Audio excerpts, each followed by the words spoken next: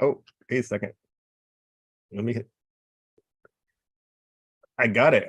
Awesome. Yeah, it's like a little alert, right? That will tell us we're getting redirected. Let me blow my nose really quick. Oh, wait a second. Let me hit. Hey I got everyone. it. Awesome. Yeah, it's like a little alert, right? That will tell us. And there's And it looks like the we're echo. live. That's great. I think we're real. I think we're on. Hey everyone. Welcome to Friday Fire, the YouTube edition. I'm your host, Brenda Vaca, coming to you live from Sehatna Village, otherwise known as the city of Whittier, unceded Tongva territory. So grateful to be here this morning with my fellow indie publisher, Scott Russell Duncan Fernandez, all the way in Oakland from Somos en Escrito. And just really always excited to talk to fellow writers.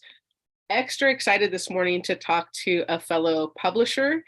And yeah, we're gonna get right into it. Let me cue up Scott's bio for anyone who may not already know who Scott is. You should know who Scott is, and so should I, which is why I'm pulling up the bio.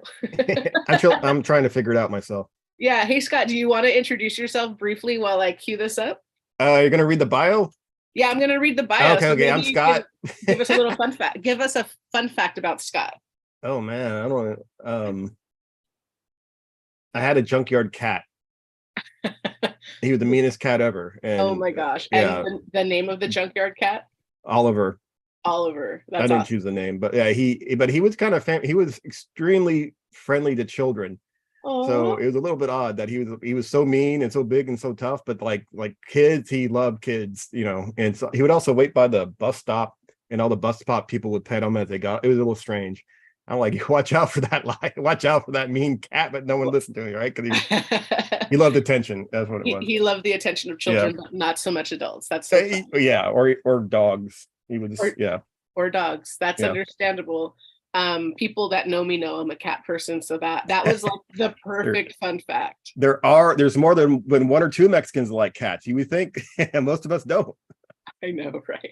I definitely grew up as a dog person, but the cats adopted me, and Mhm. now I've become a crazy cat lady. What can I say? Yeah, It I love both. I love both, but I'm my crazy cat gentleman, perhaps. a cat gentleman. Perhaps I'm a cat madame. I don't know. I'll have to like rebrand that identity.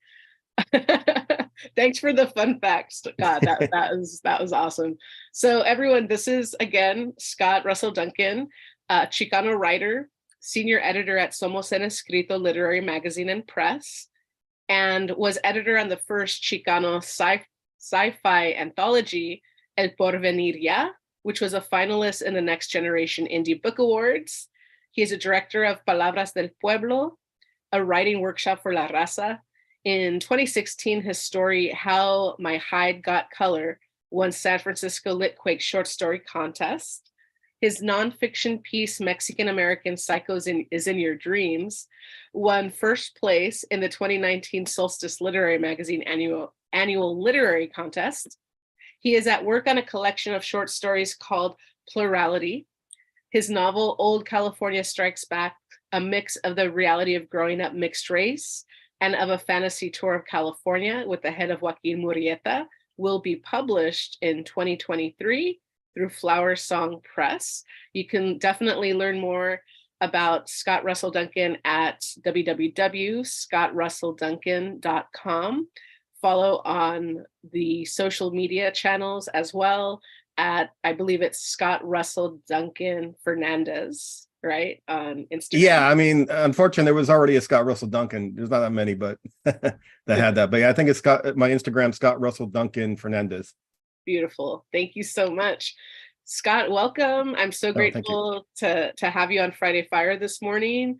We usually, jump right into it with a piece of, be it poetry, short story, song, if it's a musician. So whatever you'd like to share with us today to get us started, the mic is yours. Oh boy. Well, I have I know a couple of things I could be talking about, but Um, I'll read the opener to my novel. So my novel is about I mean, you kind of summarized it already in my bio, but I mean, it's about taking back these imposed myths of Spanish California, right? Because California is never really Spanish; it's Spanish directed, right? That's really an Anglo fantasy they put on us to really take everything from us, and even and then make it what's the like a tourist trap. Mm, But there are California Mexicans, Californios, right? And that's where my family comes from. We're also Mission Indian on that side. mhm, My mom's side is also New Mexican, from northern New Mexico, and you might guess my dad's a white guy mhm. with a name like mine. With a But name like Duncan, yes. I mean, a lot of this it started, just to explain really quick in my book. Explain a little bit. It has a lot to do with a book called Ramona in Southern California. That's why I kind of say why California looks like Taco Bell. She wrote this woman named Helen Hunt Jackson wrote this in 1880 to advocate for Mission Indians, and no one paid attention. They just loved the kind of old school, what you might call early Mexican American Chicanos. They were saying, complaining a lot, and that she went to a fandango or two, and then all of a sudden everyone's Spanish. Yes. Because the U.S. didn't want to keep brown people that close. They rather say you're Southern Europeans, and Right. write these fantasies about us, which they're racist. They are. But Absolutely. Yeah. I'll go ahead and read. I mean, it's the little I really hate prequels and summaries and all this kind of thing, which I just gave a very long one. But this is just an opener. Um, so the book is a diary that's written on top of a guidebook. Mm, So it's kind of fictionalized me returning to California. So this would be the diary section. The true son of Ramona Land. Ramona's jewels have been in the background all my life. Uncanny plastic rings hidden in cereal boxes and rumored to be underfoot. Ramona is a brand, a story, a history, a beginning of a state. Ramona is the town I grew up in. Ramona has been a label dancing on top of the land, buzzing so loud, I didn't realize Ramona was my story. I didn't realize her jewels were my jewels until Grandma asked me to get them. Though mostly silent on our Mission Indian heritage, Grandma often told me we came from California ranchers. She'd always say, don't let the gringos say you don't belong here. They don't belong. On her deathbed, she asked me to do three things. One, believe in God. I didn't tell her I'm not religious. Two, don't date white girls. I didn't remind her I'm half white and bad at Spanish. And three, get Ramona's jewels. I didn't tell her I didn't think they were real. She told me Ramona is our ancestor. She told me that the jewels are a part of California, and if anyone should claim them, it should be real Californians, real natives of California. It should be us. That moment, I realized Ramona's confused mixed race story was my own. Once I argued with my mother about her wanting to be a hippie version of an Indian. Why can't you be Mexican like everybody else? Grandma said, we're nothing if not Mexican. Grandpa, from New Mexico, and never said much, told us we can be what we want, but he was Spanish. After telling me about the jewels, Grandma gave me a red silk cloth with wrinkles left by old knots and a worn, small spherical impressions. Ramona's handkerchief that once held pearls. I knew from her story that it was her father's handkerchief, the only luxury Ramona wanted from her inheritance. Are the jewels real, Grandma? We're real. We're here. We're not make-believe. I left my grandmother so she could tell my sister and my cousin that they were her favorite, like she told me. But I knew there was only one handkerchief, Ramona's, and now mine. I had been living in Texas with my white father when my grandmother passed away, and for years I lived close by him after college. Yet dreams about my promise never let me go. Whenever I dreamed of oranges, chilies, and the perturbed waves of the Pacific, ranch houses, church bells, mission graveyards, and family house parties, winding mountain roads and banditos in the hills. Texas seemed worse for the dreams, flat and uninspired, but I let my promise to my grandmother slide. Then the book came out. The book, True Son of Ramona Land, was written by a man who went by the name of Zorro. He gave interviews in a black shiny cape and a velvety mask, always cheap like a bad Batman costume. His book was part history, part personal story of his love of Ramona and the period. He claimed to have the greatest collection of privately owned Spanish California paraphernalia. He was an asshole who wept when Jenny asked him on the Jenny talk show, "Are you the son of Ramona?" And he said, "That's what I feel in my heart." He's a white Yankee who made money by selling companies their own names on the web. He moved to California after a brief visit years ago. He was a tourist that wouldn't leave. In a theater he owned, he played the old Zorro serials for kids. When they heard that, the Jenny audience let out an endearing awe. Jenny herself, all smiles, asked him, "Do you have the jewels of Ramona?" Zorro slapped his thigh. "I will find them." Jenny widened her famous cut to your inner light hazel eyes. "Will you?" Zorro raised his fist covered in black polyester. "I will." The audience cheered. The camera lingered on his fist as the program faded through commercial. I swore Zorro wouldn't see a dime from me. Luckily, I worked in a bookstore, so stealing a copy was easy. As I read my stolen True Son of Ramona Land, I bit nearly every page. It said we Californios were dead, bite, and that all Americans must do what they can to preserve the bygone age of Spanish California, bite, which must be defended from ardent Chicano revisionist, chomp. Strangely, True Son of Ramona Land also gave a lot of information on Mission Indian baskets and Zorro's peripatetic journey collecting them. Another euphemism for robbing and swindling, I was sure. But by then, I lost my taste for reading and biting. Instead, I carried the old red handkerchiefs everywhere and pressed it hard into my eyes when I thought of my unkept promise. The spicy scent Ramona smelled was long gone and only smelled must and rot. When I could sleep, I dreamt of my grandmother, silent. I needed sleep. I needed dreams. I knew I needed to return to California and keep the promise I could. Stop and claim the California that's mine. I thought about going until I was already on my way in my battered gas-guzzling American car. A North Texas plane turned to West Texas scrub, into New Mexican pastel, into deeper, drier Arizona. And then finally, I was in the Southwest of the Southwest, the edge of everything, the desert on the coast where I was born, Southern California, Ramona Land. I had to keep things straight, figure everything out for myself. I'm making my own Ramona diary, though I'm native from my return to old California, and writing on the only paper at hand, the pages of True Son of Ramona Land. The jewels could be anywhere, but I know they're also in my blood, in my head, and the only California that's real to me, the one I carry, the quaking California inside. But I'll find them because whatever there is to Ramona, fake or real, the half-caste, the Mexican-American, the Californio, the Native American, the Scotswoman, it belongs to me, the true son of the son of the son of Ramona. Ooh, I love that. What an introduction. Oh my gosh.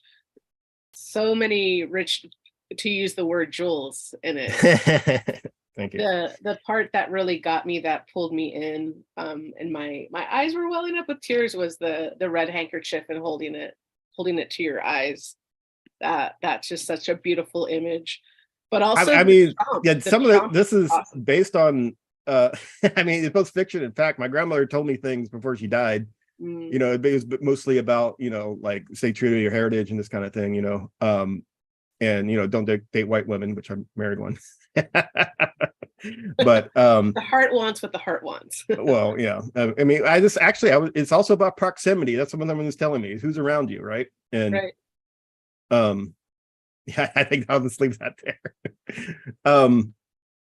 But yeah, I mean, this book's a long time coming. I mean, like I did a bit of research on family history and on, like, you know, I kind of wrote it to settle some questions, you know, for myself, because like people throw their ideas about me onto me all the time, right? And I'm Chicano, I'm a native person, but people try to have a native contest with me all the time, you know, being that, you know, like I'm half white, I have a white name, but you know, not a Northern European name rather than a Southern European name, I should say. That's right. So it's always like, you know, like I think one good example, like I actually grew up in a town called Ramona, and you know, it's Southern California can be pretty racist. I mean, like, you know, people are often say like Texas must be horrible there. I'm like, well, you know, like they threw jugs of urine at me walking around Ramona, and they told me go back to Mexico. Or if I'm walking by the reservation there, the Verona reservation, they were like, they throw the same jug, and or not the same jug, but you know, new jug. And then they would do like, you know, say bad things about native people. So it's also, you know, it's in my face. And then on top of that, you know, like I am half white, I do have white family. And so, you know, it's and the other thing about that, one thing I might mention, so I mentioned like moving to Texas. I actually moved to Texas with an uncle named Billy Bob. The biggest culture shock, and it made me realize I was raised by a brown woman. And my father wasn't around all too much, right? He was a businessman, but I grew up, I had a lot of culture shock with Billy Bob being like an Anglo-Texan uncle. I can imagine. Just the ways he did things, like what he ate. I kind of had to demand like we have some kind of spice inside the house, and they, you know, Anglo-Texans think they like spicy stuff, but they don't. They like low medium stuff. So it's like, yeah, there's all sorts of things that, you know, about that, but yeah, the book's coming out through Flower Song Press either later this year or early next year. Beautiful. I love that idea that this is also a conversation, and maybe a wrestling match with the Zorro book, right? So it's Yeah, like, there's a literal wrestling match at the end of the book is there between literally Zorro one? and my character. I mean, Zorro is kind of like, I mean, that's kind of like there's so many like amateur Anglos trying to define our own history out Mm, there. You try to look who gets published. It's an mm, Anglo, right? It's an Anglo that it's not just, and I'm not talking about the ones that are historians necessarily. A lot of times it's like someone who has no credentials whatsoever, like tell or they misinform. I even read one. This actually wasn't about California. It was about California, but it wasn't Anglo. It was a African American guy. He tried to describe colonial California as post-racial because the mm, Pico family. mm. Like that's so. Do you think they pretty much enslaved native ancestors that I have here? That was post-racial somehow, or that a colonial tier? It's a different kind of occupation and colonialism than the U.S., but it's Mhm. still, it was still like a brutal occupation for in many ways, right? Absolutely. And so there's a lot of fantasy about it. There's a lot of black legend too about it, which to kind of just passes the buck to the so-called Spanish what the Spanish did, um, and Mexicans of course, but it's yeah, I mean it is a difficult thing to go into because like I was bucking I what society tells me who I should be Mm, and what I'm worth, right? right. And how close to white, like shouldn't you want to be closer to whiteness, right? And you can never be closer to whiteness if you're brown though, Mm, because that's the Anglo system, right? mm, So I think Chicano gives us a at the end of the book you might guess there's more of a Chicano ideology being put forth, but he carries the head of Joaquin Murrieta, um, which he gets, and Joaquin can only give so much because he's a head in a jar. He's kind of like our fragmented history, our fragmented culture that somehow wow. survives, Yeah. but there still needs to be more, right? He needs to evolve, and there's something happen, which I hope the book will be sell somewhat soon and people can find it. But yeah, but Joaquin is like a big symbol for us, and there have been better ones. Like I think Tiburcio Vasquez would have been better. He actually probably, he went all around. He was even the Pico family there in Whittier, the Hmm. house, right? He Yeah. definitely went there. He definitely got advice from Pio Pico. And you Hmm. go to the docents are trying to make it seem like Pico did start the LAPD in a way, right? But it was like LA was the murder capital in like 1853 or something like that of the US. And so they started that vigilance committee. So he was a part of that. So they try to lay that at his feet. There's a lot of stuff you could lay at that dude's feet, but maybe not necessarily all the bad stuff from. He's not the one who hired slave catchers Right. and Texas Rangers, Hmm. but he did put up Tiburcio Vasquez, a wanted criminal who was like he was a figure for the Californios here and for like probably more communities, right? Hmm. But he would have been better, but he wasn't perfect either. I mean, it's still the bandito, kind of like he's not really there's elements of self-interest there and Right. robbing and whatnot, but he could have been telling the truth. He could have been the real deal. He said he loved his mother or something. He wouldn't kill someone because he knows it'd break his mother's heart. Maybe to explore in another of your book, because it is so fascinating to the idea of carrying around the head of Joaquin Murrieta in a jar. So it would be interesting to see if you were to explore that with Tiburcio Vasquez in another collection, Well, I right? mean, kind You of talk never about just a little give it bit. away.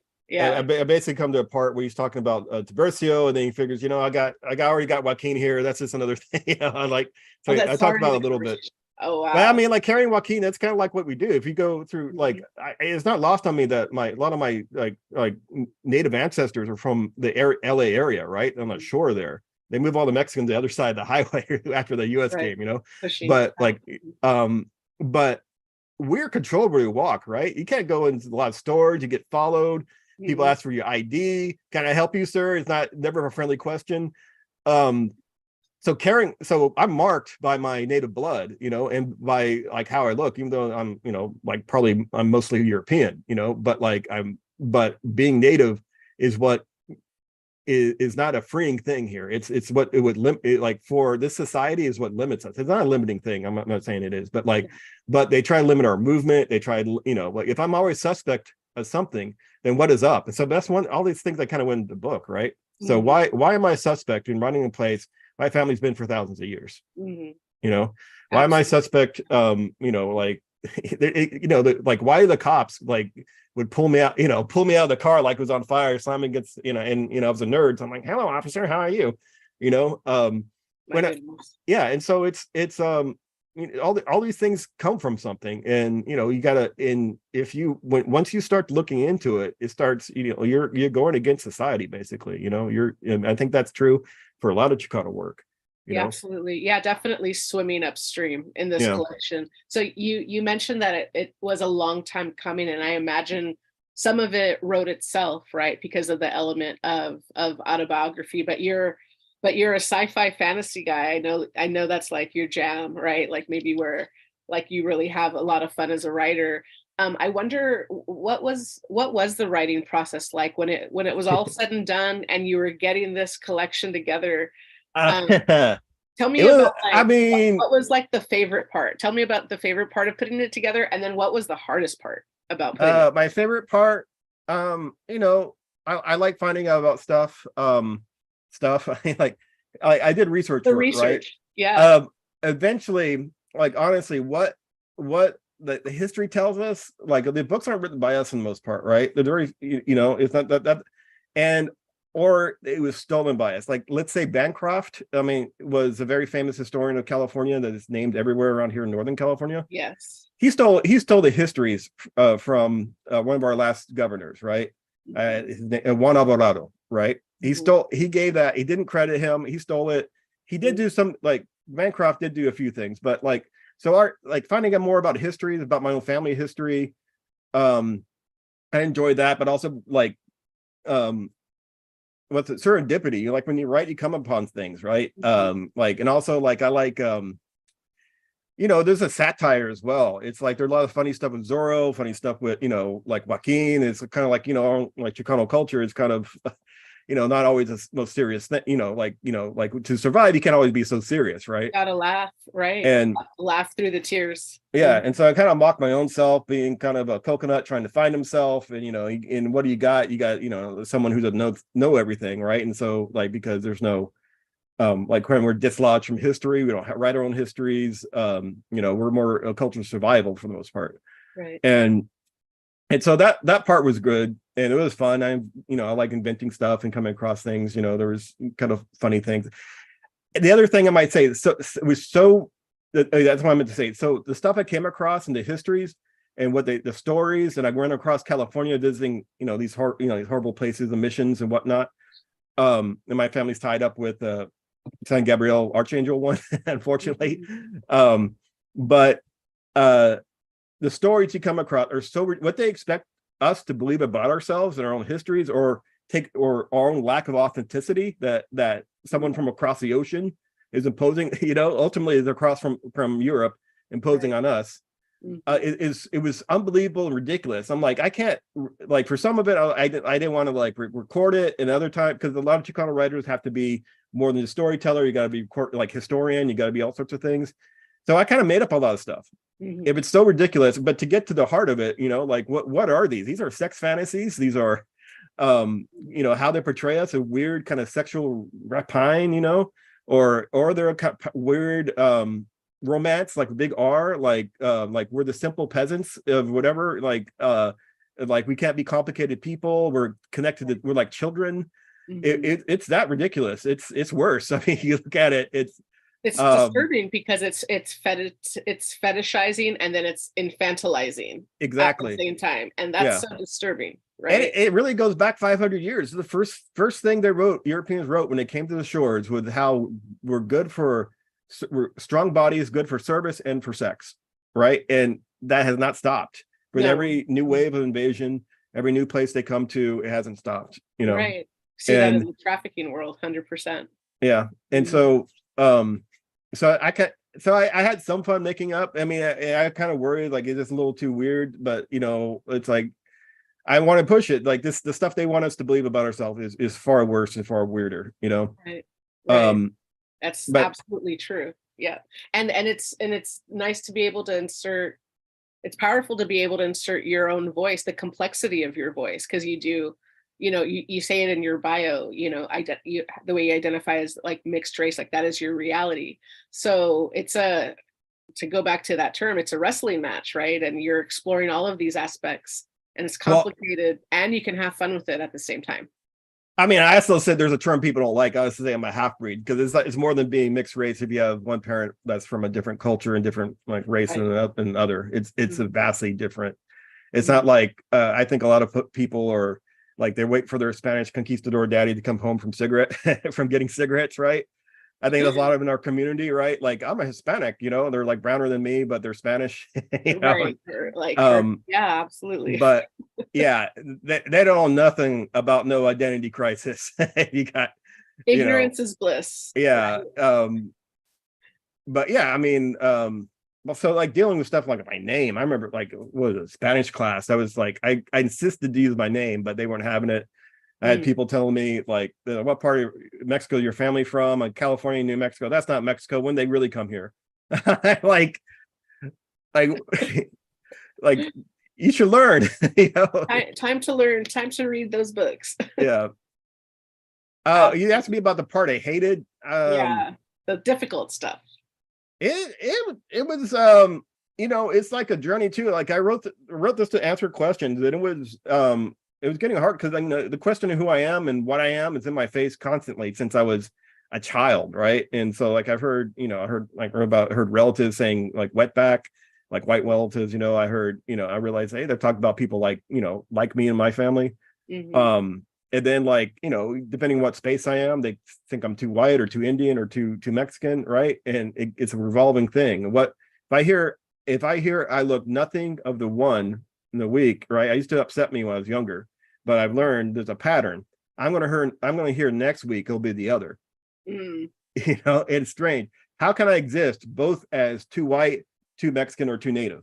Wow. Right? Or people demanding what tribe am I with or whatever, right? Yeah. So how can all these be true at once, right? And you might be surprised who says it. Different people say it, right? And like everyone has their own little thing. So that part I hated. I mean, this book caused me a lot of depression, to be honest. Like it really set me back and robbed me of a lot of my skills and whatnot. But the other favorite part is I came to an ending, right? I came to overcoming this and having a whole identity, coming to being a Chicano. Like I always said I was Chicano before, but now I didn't have this like, well, I'm these identity politics they throw at us, expect us to inhabit. I'm 1/4 Scottish, 1/4 whatever, they try to get us 1/4 Spanish, all this crap they get us to erase ourselves, So I came a part where I'm not being erased anymore. And I create a space for me. Kind of a weird ending, but this is ultimately I think we all have to come. This is, accept who we are. And but yeah, so it was a hard book to write, to be honest. Absolutely. No, I also have some family stuff in there too, which I took some out just to. Oh yeah, the family stuff is always so heavy, and it can be, it's a labor, right? It's a labor that we go through. I love it. I always ask writers about like if they ever have any rituals, and lately I've been asking it this way, like with especially the hard stuff, right? Like if we're dealing with be it ourselves in a depressive state, because that's a reality that a lot of creatives deal with. But I wonder if you developed any writing rituals to keep yourself stabilized at all, or if like after the fact you're like, oh, maybe I needed to insert some kind of a way to, like a container, right? Like to keep you safe as a writer, or did you just like you said, I'm gonna jump in, swim, drown a little bit, and I drowned and came back up and drowned again. Yeah. I wish I talked to you before I wrote. Yeah. I mean, one thing it was there's stuff I had to write, but that could have been in the book, but ultimately at the end, like I talked to oh my God, Rosa Martha Villarreal, right? At some point I had like 400 pages. Mm-hmm. And some of that stuff that, is necessary for me to write as a writer, I wouldn't say necessarily bad, but I realized for the book, it has to have focus. And I just kind of met with, I mean, she's a brilliant writer. If you don't know, she wrote a book I really recommend called Dr. Magdalena. I know her well. I knew her back when I was at Cal. Yeah. Oh, really? Yeah. Yeah. Yeah. So So I've I been, love her work. yeah. I met her a few times. Like, yeah, she's really great. She's brilliant. And she was talking, and then she like threw out a number, like how long a novel should be. And you know, I didn't know it was so great right then. And I was like, wait, that was in my head, you know, maybe Yeah. that's the answer. And then I realized it's the stuff I had to write for myself, perhaps not necessarily just for healing and all this kind of thing, but to see it in my book. But then I got to take it out because the story needs focus, right? If you got the overall story, and really, I'm more of a short story writer, a flash fiction writer. I try to go with my strengths to play up this kind of fragmentation. So I wrote a lot of like vignettes that go together and kind of encourage people to mix them around if you have to, you know, it doesn't really matter in the order. But ultimately I realized there is still an overlying story in the book. It's not like what do you call it? It's not so you can follow the narrative line if you read it from A to B, right? But it's got to have focus on it, right? You got to have ultimately it can't be so tangential, right? And it can't be so indulgent unless you're really making indulgent your style. But you got to tell your story. And some stuff I've put in there just wasn't, just whether it's good for me for healing purposes, it just wasn't, it was just taken away from the overall narrative. Yeah, I hear that. No, that's true. It's I can relate to that as a poet that's trying to transition into like longer storytelling, and vignettes feels like it's the most, I'm like, okay, that's a manageable bite-sized thing. Yeah, This that's a poetry, Chicano thing too. Like and it's a Chicano Drink thing. Cultura, that's one of my favorite books. Oh, I love That's that. amazing book. Yeah. Yeah, I mean that's all vignettes, nonfiction vignettes. I do, and I love saying vignettes. It's like Yeah, it's a word. and a little looser than short story too, right? It's a little bit looser. Yeah. You can, Yeah, I like hearing the flash fiction as well. I'm like, oh, that's cool. It's like a little flash flood, you know. Yeah. So, but vignettes, there's just something poetic about that word, right? It's a beautiful thing. So you're talking about like playing up your strengths, and I kind of want to transition to chatting a little bit about your work as a publisher, working with Somos en Escrito. And I was asking you before we started the YouTube live about your background. Do you want to tell us a little bit about the background? This literally your Zoom, my background. Zoom background, not your. Yeah, this is the cover of El Porvenir. Yeah, it's the first Chicano sci-fi anthology, and that came out last year. Just last year, yeah. That's yeah. I mean, honestly, I mean, there's been I mean, there have been Chicano writers writing sci-fi like for quite some time, right? So Ernest Hogan, RCH Garcia, like those are some of the early guys like had been around. I mean, and then them trying to fit in, trying to get published was pretty difficult back in the day, right? Yeah. And then there's the whole thing of like Latinx sci-fi. Like actually, I would tell you about the book a little bit. So the first thing, I met Armando Rendon. He lives in basically Berkeley, and oh yeah, you're from up here, but you know, and so one of the first things we talked about was Chicano sci-fi. Like he was out there, and like recently back then the Latinx Rising had come out, and a couple other books like that. Great work by those editors. I forget their name offhand. But for us, we're thinking, this isn't exactly, includes us, but we're like a minor in it, right? And I think we have our own voices, we have our own writers, and like we would love to see like a Chicano one. And so when we started publishing, we kind of wanted to do this like early on. We published some other books, but like we really wanted this book to happen. And it's I'm happy it's got a lot of voices in it from Chicano sci-fi who've been around. It's got like those two authors I just mentioned, like Rudy Garcia and Ernest Hogan. And Hogan even wrote the intro. So I mean, it's I'm really happy with it. And you can see like trends in it. There's longing, the idea that we're coming to our own into the land, longing for old times, longing for connection to our indigenous selves, realizing we live in an apocalypse, I recently went to Latinx Visions, and I kind of realized it's more of this apocalypse. And that was actually, I was writing a collection. I was going to call it Mixed Apocalypse. That's going to be a subtitle. Ooh, now it's called Plurality, the Mexpocalypse, right? So it's gonna have like two visions to it, like, you know, but I'll talk about this book, sorry. But I want to hear about that one too. yeah. So this so El Porvenir was really great to get out, and I'm really happy with this cover too. This cover, I forget the name of the artist. So we had saying we want, you know, a Chicano in space, or not necessarily a man, but like just an astronaut. And he put a Mexica warrior in it, and it's kind of like Silver Age comic look. I think it's really great, you know, and Yeah. he's looking to the future. And El Porvenir Ya means the future now. For anybody's bad at Spanglish, takes me a hot second to to realize what it means. But we have another book coming up. It's the second in the series. It's called Chicano Futurism now, which we're editing now.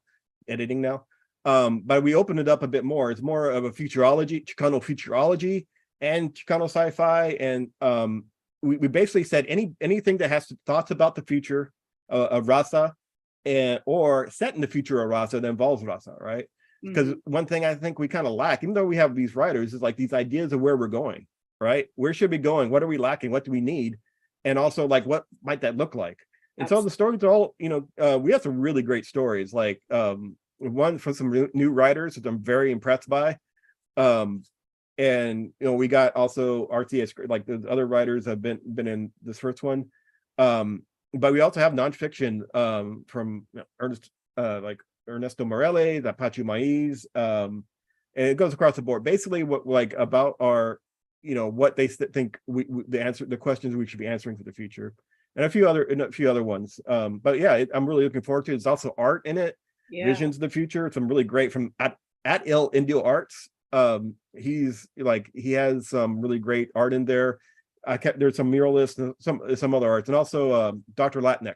If you know him, he's got a comic in there that's really cool. That's so and also, what's her name? The Dukes team, the EC Dukes, Daisy and the Dukes of Chuco. They gave us a you know, Chuco is slang for El Paso, right? Yeah. So they gave us a comic to put in there, so it's going to be pretty cool. I'm really happy with how it's shaping up. Yeah, definitely. Are you still taking, so I think I asked you this when we met in person, Yeah, not that long ago here in Whittier. Are you guys still accepting submissions for Chicano? I mean, we closed it, but if you got something, go ahead and send it to it. We'll have a look at it, because we're editing now, and honestly waiting on a couple of stragglers that I promised. He made some promises, but if you got something you really want to be in this, send it along. We'll have a look. Worth a try, and hey, there might even be a part 3, right? Because it sounds hopefully, like, yeah. It's so exciting to hear how Chicano futurism, Latinx rising, you know, like that. There's so much energy about looking into what our future can be, right? Because we spend, I think, a lot of time in Chicano literature lamenting, right? A lot of lamentation, could be a lot of grief or reclamation.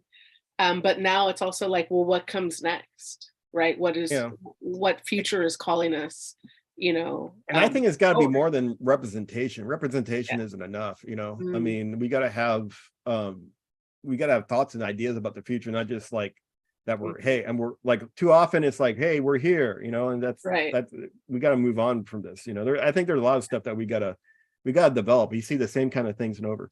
Actually, this might be a good segue into the workshop, if I could talk. Yeah. Tell us about the workshop. You're doing the Palabras del Pueblo workshop.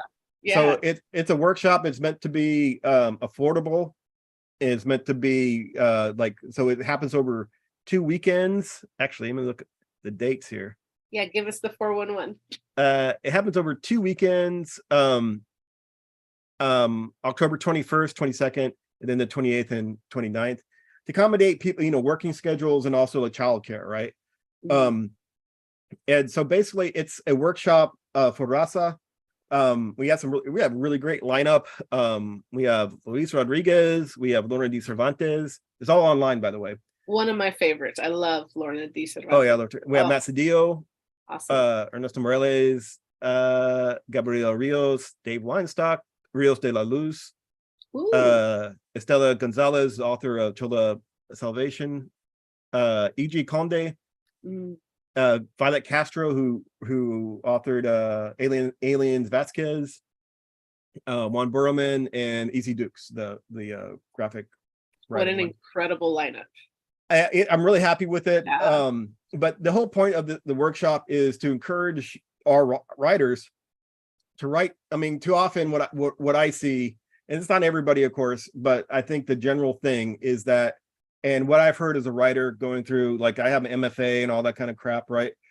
What they tell you, and then like you get to speak to agents, you get to speak to editors, all that, and the stuff they tell you as a Chicano writer, as a brown writer, if you ever have something about our community, it's, they say brown people don't read. We even had a reading series, like some friends have called that, because of, you know, African American friends heard black people don't read, right, basically, right, and like we were hearing brown people don't read. They say we don't have an audience, that our own people don't support us, but then and then we should write, and then you always hear like you should broaden it, so broaden the appeal, right? So we're encouraged not to write to our community, but write to the interlopers.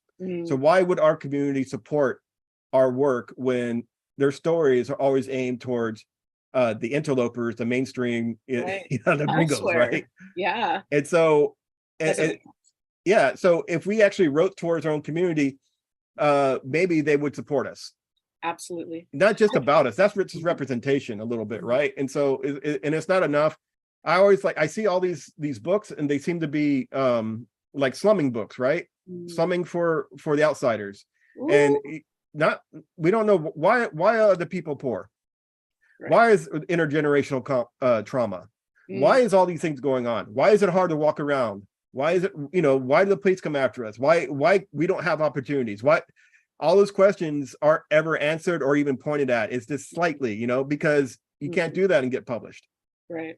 And so I wanted to encourage our writers to consider this, but also bring them in contact with independent Chicano publishers, which like Writer Roses is one. We have a few others showing up for a panel, and to encourage it's you know, I mean, of course we get submissions and whatnot, but encourage to see the independent Chicano publishers as a solution, right? As we are people that we have to be into a loop where we can have a conversation with ourselves. Our art needs to be, of course, anyone can appreciate other people's arts, right? You know, I like Star Wars, even though Star Wars make, you know, people like me look like a little tiny Jawa or a giant like Bigfoot. But it's the vision and the conversation has to be towards ourselves. So that's one thing. We have a couple of short presentations about that, but generally speaking, we also want to create a space where people get to know each other and create opportunities for each other.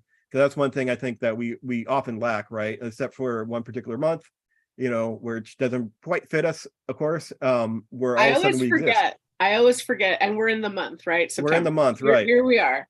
Yeah. The month that shall not be named. The month that shall not be named. Renamed. Yeah, you see stuff like Latinx tribes, Hispanic tribes, and I'm thinking like, where are the Romans? Where are the Romans at? You know. Yeah, I can feel my ancestors rolling in the graves each time I hear that. That's so funny. But yeah, so that's the idea of the workshop. So exciting. Yeah, like it's online. The deadline to submit is October 1st. So where can people apply to join the workshop? If you go to well, it's we say Mexicanos because the big X. Yeah. But it's Mexicanos2070.com. If you see at the very top, there's a you'll see that there's a link to the workshop. And it'll describe all the workshops, and there's little buttons that say apply now, and it'll take you to the application. Absolutely. I'll be sure to add that when we're done with our YouTube live, so that we can have it as a reference.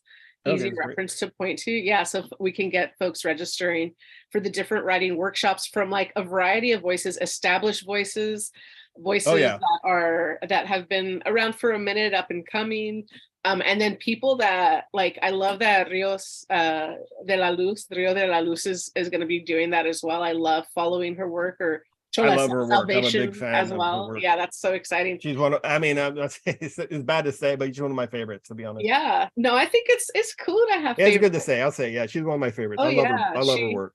I love. I haven't gotten a hold of her book yet. That's on my list, and I actually note to self, Rios, I'm coming for you. I want to have a conversation with you. So we'll make that happen. But no, it's just so cool because it's not. I'll say it. It's not the usual suspects. There are some traditional voices, right, in our Chicano canon, Mhm. that you have. You know, like Lorna, like, oh my, you know, Lorna was such a formative voice. You know, when I was first beginning my poetry journey. So I'm like so excited to see that. But then you have a panel of independent Chicano publishers, Chicana publishers, Yeah. Chicanx publishers. Yes. I'm really glad to be part of that. I was beyond like, what? Like someone sees what we're doing.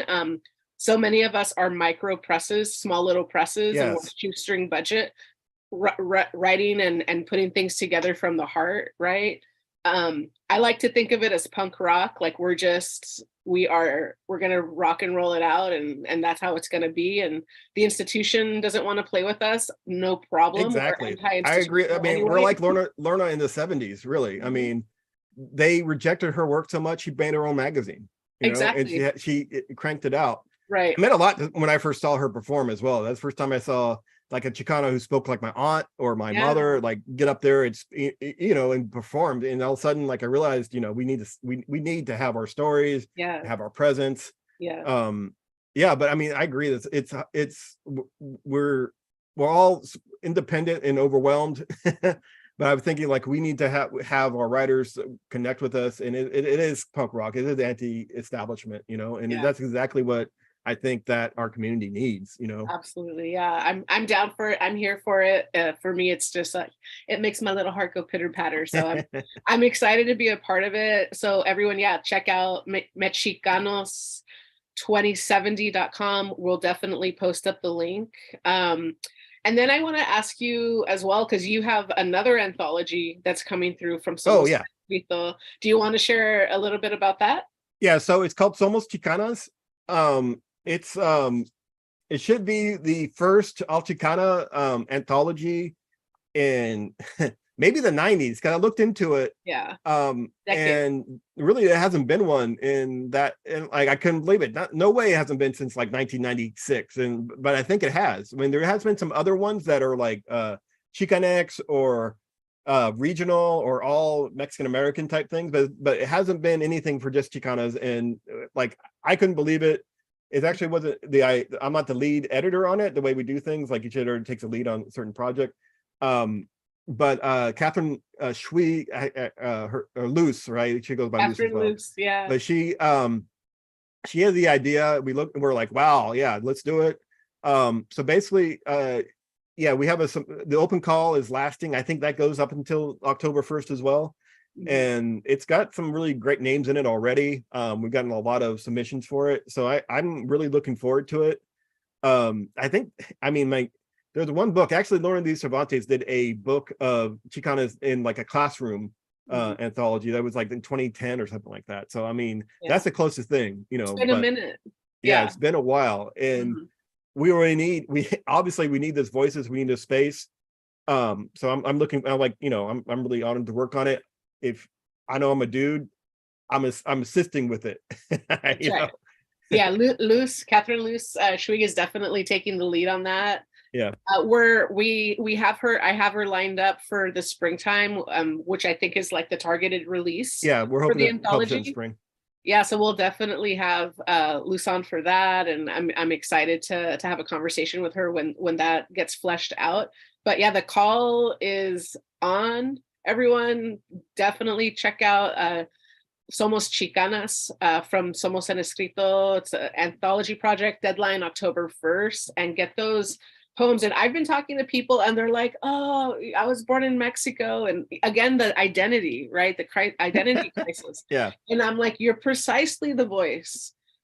How long have you been here? You were freaking 17 when you came to work in the US, or, and that's such a valuable, complex experience. Absolutely. For me, Chicano, that's like, say you're Chicano, it's an ethnicity, it's a political stance. Mm-hmm. It's I mean, this is existence, we're like, it's the whole point they came up with it to look to our indigenous roots and to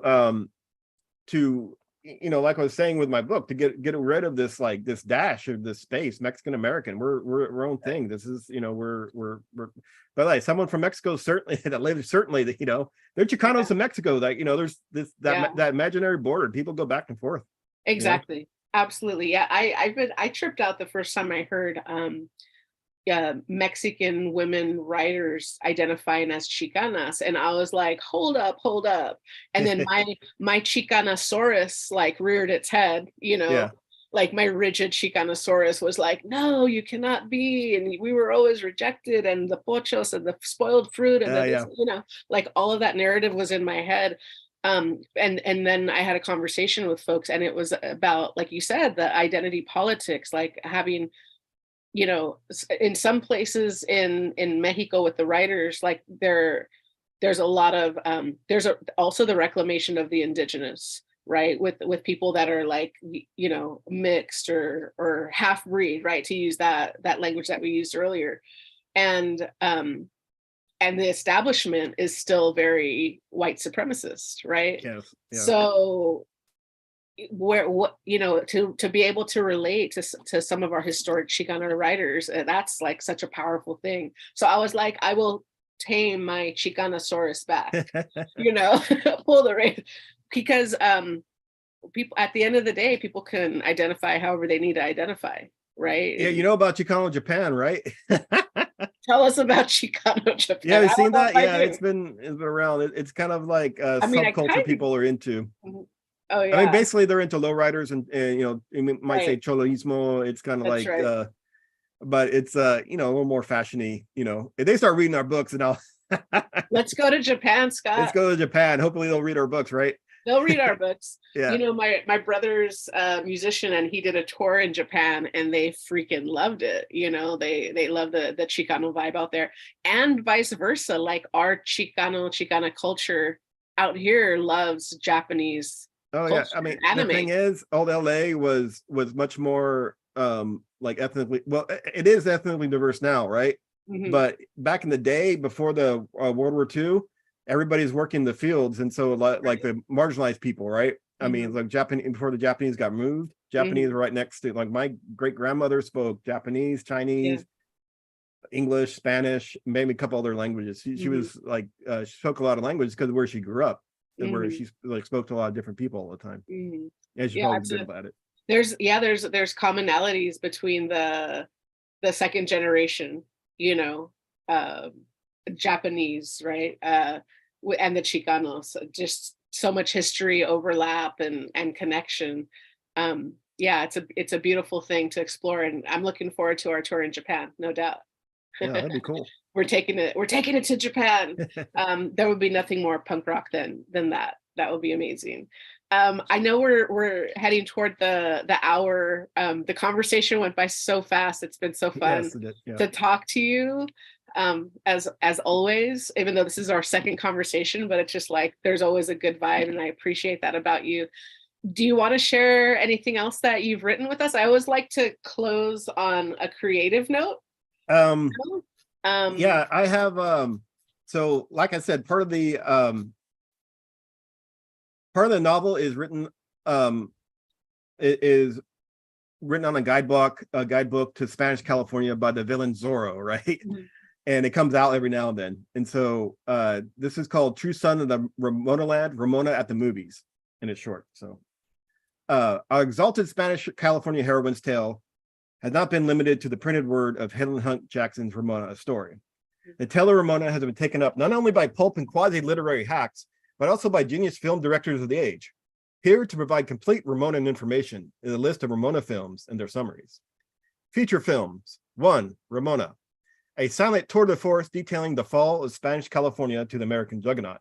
2. Ramona, black and white 1934 shot-for-shot talkie remake of the 1915 silent classic. 3. Ramona, colorized version of the 1934 remake of the silent 1915 classic loosely based on the best-selling novel. 4. Ramona 1980. Ramona is a sassy SoCal girl in a controlling Latin gang. She must make a choice between her love of a white cop and a Latino gangster, and also a priest who wants to leave the collar for her. Ramona is armed and dangerous and in your neighborhood. 5. Dance with Ramona. A wounded American settler recuperates on the Moreno Ranch and falls in love with the half-breed Ramona and her bucolic feudal culture dedicated to dance and song. The settler comes to realize that Californios and their simple ways must be preserved, so he takes the fight to the American thieves to protect everything he believes is his. Art house films. 1. Marrying Alessandro, marrying Gaia. Ramona, a white college girl, falls in love with the Indian Alessandro and his pro-earth culture, only to fall out of love when she learns Alessandro is just another long-haired Mexican gardener. Foreign films. Les Mexicans. Can't say they're pretty. A beautiful French spy named Ramona infiltrates the Moreno Ranch. Can she fulfill her mission to blow up the ranch, or will she become enamored with the dashing Spaniard Felipe, his people, and the sheep? 2. Chica de Estados Unidos, Mexican version of the Ramona tale. 3. Ramona, Brotherly Love, a Korean film about a Mexican ranch girl who cannot deny her lust for her brother, who plots to overthrow the U.S. government. During the siege of Rancho Moreno, Ramona and Felipe gave themselves to concupiscent incest before they danced their last fandango of bullets. Ramona horror films. 1. Noche de los Californios Vivientes. At night, the American who bought the Moreno Ranch for a quarter of the price can't sleep. He hears the sounds of fandango dances and loud ahas on the wind. He gathers his family, who hears nothing, and barricades himself in one room just as a horde of Mexicans assault the ranch. He blasts Hispanic head after Hispanic head and lops off many groping brown arms. He shoots his own son when he says Poppy instead of Pops. The room gets overrun and his wife and daughter are dragged away while the rancher lunges for the cellar. As he dies, he hears the fandango resume with his wife singing and his son and daughter dancing. 2. Raging Ramona. In 2045, all humans have died, leaving only Mexicans. A girl named Ramona wakes up from an underground stasis capsule and finds she has been infected with the Chicano virus. As her skin darkens, her hair blackens, and her eyes glow brown, she must not only find a cure, but find a way to survive in this hot and spicy nightmare world. And then I have Ramona pornographic films, but I'll skip that. Oh. We'll have to I could read it. I mean, I don't know exactly what it's not that bad. I don't know if YouTube. I don't know. Okay, let's skip it. Sassy YouTube. They're just titles. They're not deeply descriptive. But oh, well, then go for it. What's that? I'll let you be the judge. Let me take. All right, I'll read a few. Ramona pornographic films. The back alley flesh pots of Hollywood have had their way with Ramona as well. The titles of these films are included for completion only, and the plots are left to the reader's loaded imagination. 1. Sheep shearing time. 2. No Pants Nepantla. 3. Dirty Mexican dancing. 4. The Squatter and the Don. 5. Rancheria de Bacheria. 6. Half-breeds have needs. 7. Ramona, 2 worlds, 2 dongs. Oh my gosh. 8. Mexican-American horror, the Mexican-American War. 9. Ramona kissed here and here. And 10. Flipper Felipe. My favorite was No Pants Nepantla. That is hilarious. Damn. Okay. It was like pop, pop, pop, pop, pop. It also felt like almost do you remember Choose Your Own Adventure books? Oh yeah, I agree. I do. Yeah. I was like, that keeps coming up for me. So like maybe the universe wants me to do a choose your own adventure, but like I was like, oh, I could feel that energy there. That was awesome. That was so fun. Thank you. You know Hopscotch by Julio Cortázar? No, I don't. Hey, check it out. He's a South American, what do you call them? Argentinian or Argentine writer. He wrote it's kind of I'm too existential for my shirt kind of but it's definitely because he's smoking and going to jazz bars or whatever in Paris, and he's coming back to Argentina and doing the same thing, and it's going back and forth. But he has several different ways you can read the book and going back and forth, so it's kind of like a literary choose your own adventure. That's so fun. I love that. I'm gonna check that out. Hopscotch. Dope. Scott, it's been such a pleasure to have you on here, Friday Fire. I look forward to, again, the panel for the Palabras del Pueblo workshop series that you're doing. Everyone, you've been listening to Scott Russell Duncan. You can find him on Instagram at Scott Russell Duncan Fernandez. You can visit the mexicanos2070.com for more info on Palabras del Pueblo. You can be submitting to the anthologies, Chicano Futurism, Chicana, the Somos Chicana anthology in particular. We look forward to interviewing Catherine Lou Schwig in the springtime. And I'm your host, Brenda Vaca, saying thank you so much for listening. Thank you for migrating with me to YouTube land. And we're going to keep doing it. And we're going to keep infiltrating and saturating the marketplace with our stories, right? Absolutely. And thanks for having me. I really appreciate it. Absolutely, Scott. It's been a pleasure. And we will talk to you again. Much love, peace, love, and poetry, everyone. Take it easy.